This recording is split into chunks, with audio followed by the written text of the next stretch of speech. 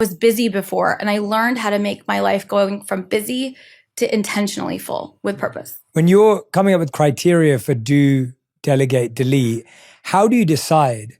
Because I find that often, especially in the beginning, and I'm sure it was the same for you, and we'll get to that in a second, but there's a feeling like I have to do everything, and I probably have to because I can't afford to delegate. You may not have a team in the beginning. So when you start growing or when you start building, how do you find the ability to decide, okay, this is what I'm still going to do. This is what I delegate and this is what I delete? Because often founders and startup owners or anyone will say to me, I think everything's important. Yeah. How do I decide what's important to do with my time? It's one, understanding where you want to go. So I think it starts with don't just do, know where you want to go. So if you know where you want to go, and this can be for your company, this can be for your personal goals, this can be for a hobby or an athletic goal you have, whatever it is, you have to define what that end goal looks like so that you can work backwards.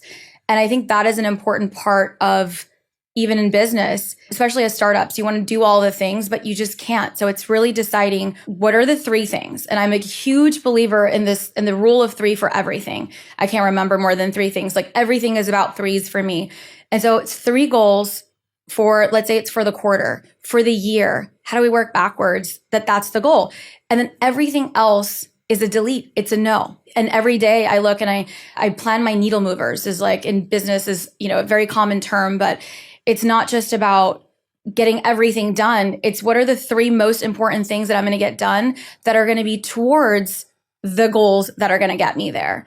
And so you have to start getting really comfortable with saying no. You have to start getting comfortable with you not being the one to do it. And even if you don't have a team, even if you don't have the resources, it starts with you, right? You are the core nucleus of your company, of your life, of the things. That DNA then breeds into your first hire that you're going to do and the next hire that you're going to do.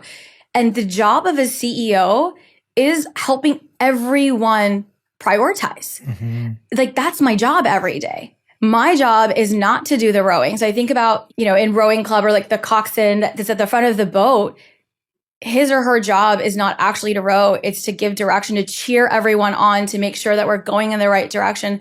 He or she's not actually the one rowing. And so your job is just to keep everyone rowing in the same direction and prioritizing. And that's probably the hardest job as well, is what is priority, what you asked. But if you don't know it, and if you're not in line with it, then your team's not going to be in line with it. Your life is not going to be in line with it. And this is something that I've realized that falls into like the CEO part and the life part. Always both. It's the same. The thing that's really hit me, because I've been thinking a lot about this, is the needle moving part. Because often what we think of delegation or roles as, we also think, someone else will take care of all the little stuff. I'll do the big stuff. And actually you're then deprioritizing that person because you also want them to be doing needle moving things. And you may be doing bigger, larger, more long-term needle moving things, but you don't want to be like, I'm going to hand off all the little things to someone else to deal with, because those little things may actually become a distraction to you and that individual.